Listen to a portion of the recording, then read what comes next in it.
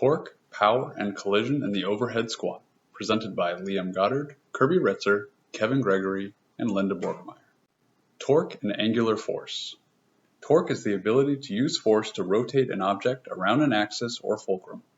During the overhead lift, the force is applied by muscular strength, and the axis is the joint in which it is rotating around. Angular force is the amount of force needed to achieve angular displacement within the joint. This is demonstrated in the initial phase of the exercise. Angular force is seen in both the arms and the hips while driving the weight overhead. Torque is expressed during the squat when the hips and knees move from extension to flexion and also from flexion into extension. It is also seen in the ankles, which move from plantar flexion to dorsiflexion and from dorsiflexion into plantar flexion. In the shoulder, torque is achieved and maintained through external rotation.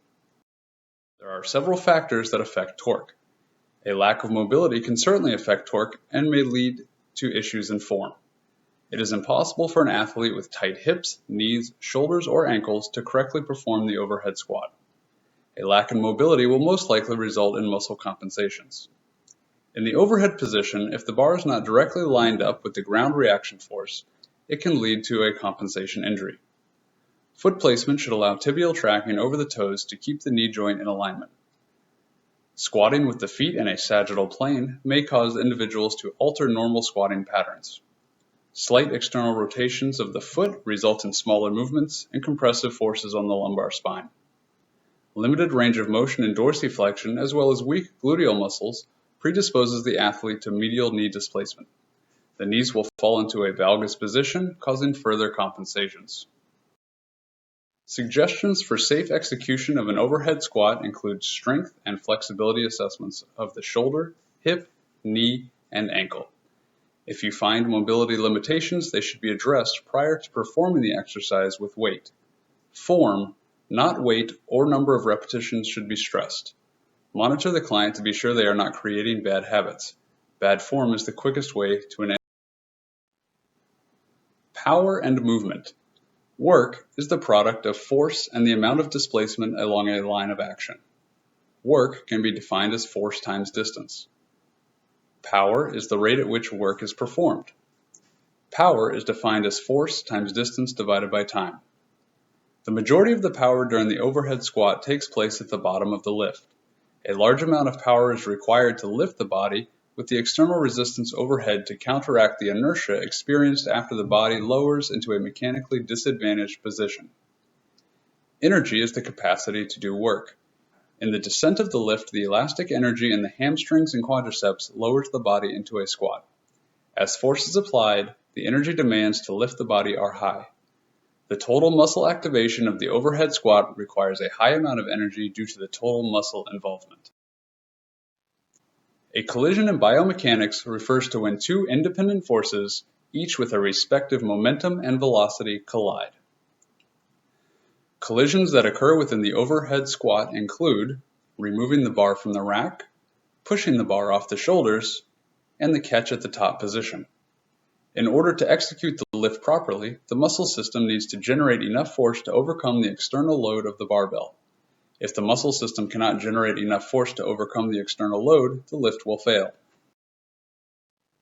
The total momentum of the entire system must remain the same. Let's put numbers into this equation to explain what's really going on. M1 equals the mass of the barbell at 95 pounds. V1 equals the velocity of the bar moving towards the floor due to gravity at 9.81 meters per second. M2 equals the mass of the man at 180 pounds. V2 equals the velocity of the bar at 0.6 meters per second. After plugging these numbers into the original equation, we find that the velocity of the bar during the concentric phase of the overhead squat is equal to 0.538 meters per second. The positive value of this number shows mathematically that the force exerted by the man will keep the bar overhead and moving away from the ground. Having the calculations to explain how much force was needed to overcome the weight of the barbell is valuable quantitative information. To get the bar off the back and into the overhead positions, two collisions occur. First, the bar is initially pushed off the back. Second, the bar is caught overhead in line with the base of support. In the first collision, the man is trying to exert as much force into the bar as possible to accelerate it to the necessary height. In the second collision, the bar is received with an absorption strategy to consciously or subconsciously decrease the impact velocity. The egg toss, an example of a collision. For every action, there's an equal and opposite reaction. The egg traveling through the air has a given velocity. At the time of the collision with the person's hand who is trying to catch the egg will rebound at the same velocity but in a negative direction. If the force into the eggshell is too great, it will crack. However, if we move our hands positively in the direction of the egg, then the velocity relative to our hands is decreased and the egg will rebound off with a lower impact velocity and hopefully will not crack. The same principles apply to the lifter as he catches the bar overhead. Once the bar is thrusted to an appropriate height, the absorption effort happens through the hip, knee, and ankle to decrease the impact velocity of the axial load. Common errors in the overhead squat can be attributed to lack of stability and mobility at the shoulder, hip, knee, and ankle joints of the body.